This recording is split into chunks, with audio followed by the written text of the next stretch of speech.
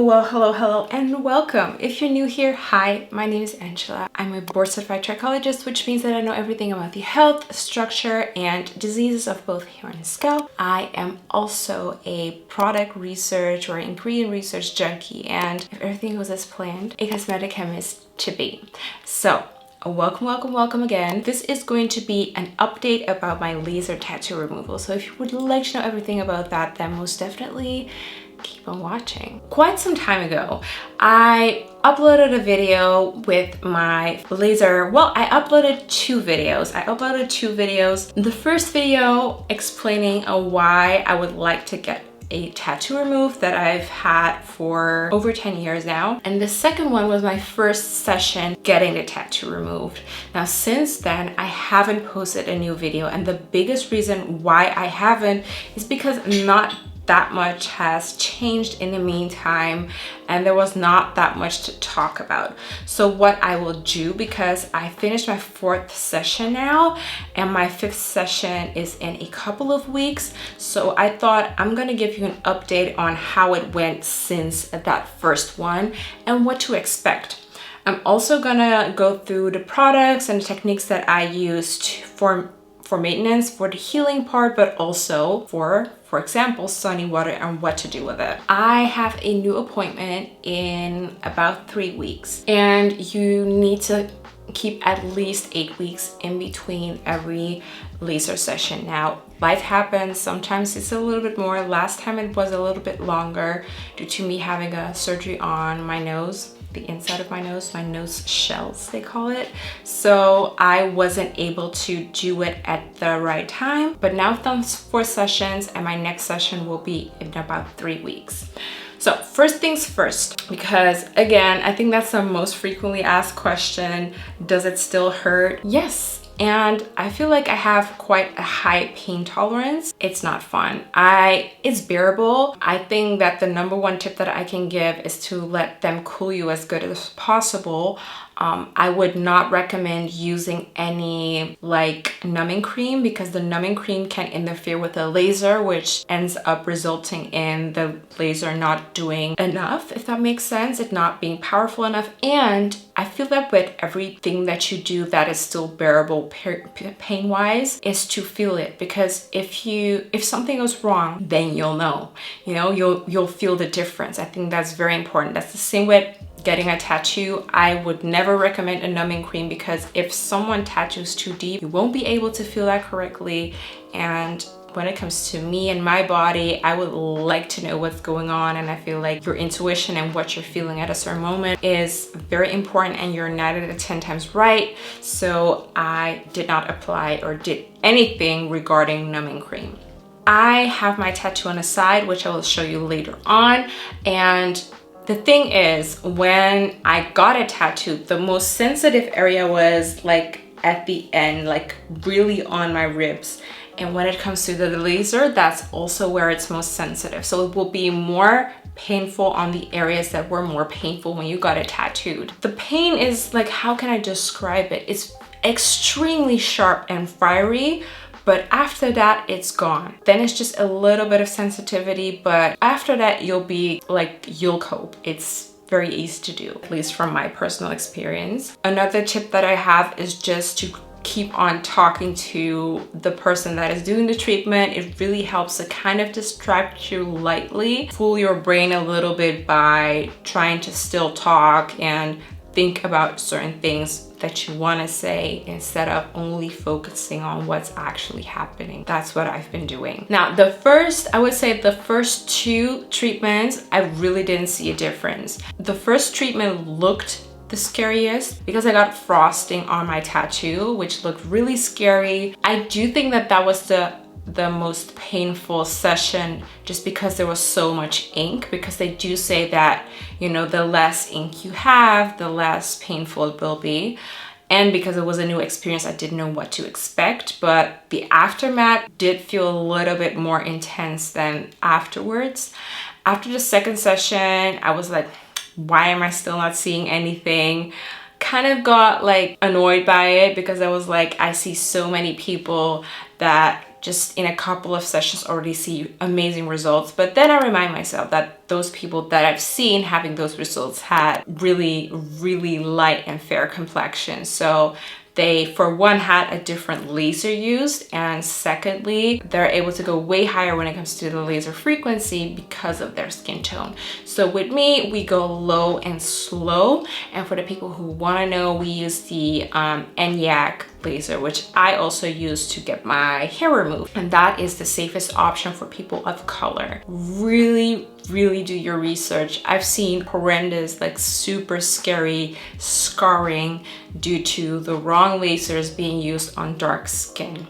So really do your research before even considering it, even with laser hair removal. After the treatment, they put on an ointment and they basically cover it up, and that way you can go home without any bacteria or anything interfering. So I normally drive home, takes about a small hour, get home, and then I get it removed because it's very important to also let it breathe. You're not allowed to do anything that involves excessive sweating or excessive heat for the first 24 hours. So that's why removing that also make sure that it doesn't get too hot, too steamy, too sweaty. That day, I barely do anything. The only thing that I do is right before bed, I apply an ointment. And the one that I've personally been loving, not only on my tattoo, by the way, also on my lips, and when I have like dry patches, is the Eucerin Aquaphor. This one is especially made for sensitive skin, and it is designed to, it's really a healing ointment. Oh, it looks disgusting, by the way. It's a healing ointment. So really been loving this one. It's nice and thick, but it distributes beautifully, and it has been really helping me. The number one thing that you really want is for it to stay coated with the ointment. You really want to keep it supple and not dry out, and give it what it needs to recover. So that's what I've been using. And like after a week or so, sometimes I apply the La Roche-Posay Cicaplast. I love this on my face. I once was like too lazy to get the Aquaphor, so I applied that one, and that one does very well as well. The only thing is it's just not as rich as the Aquaphor one. Couple of other things to consider before I'm going to talk about like the other sessions and like getting a side-by-side comparison. Now that it's summertime, you need to decide, am I gonna cover the tattoo up constantly when I'm in the sun, or will I skip doing any treatments during summertime? I decided to do the first thing because we're already doing it low and slow. I don't want to make it go on even longer just because I want to be in the sun. So what I like to do is I like to cover it up. For one, I always make sure that when I go outside, and you know, sometimes things happen and you just aren't able to fully cover it up. What I've been loving is using a SPF stick. So this is what I've been using. This is the Shiseido's stick. It's transparent and it's super easy to apply. So I apply that on my tattoo to give it at least protection against the UV rays. If you like to sunbathe, I know that there are people out there that still love to sunbathe. I wouldn't recommend, but what you could do is actually the easiest way to get tan without interfering your tattoos, because some baths or sun bangs, or how do you call it, sunbathing, like in a tanning salon, sorry. If you use SPF, you won't tan. So you can apply the stick on the area where you have your tattoo and it won't get affected. Wouldn't recommend it though, but that's an option. Whenever I need to cover it fully, I just bought like at the local drugstore some compresses. I can show you one.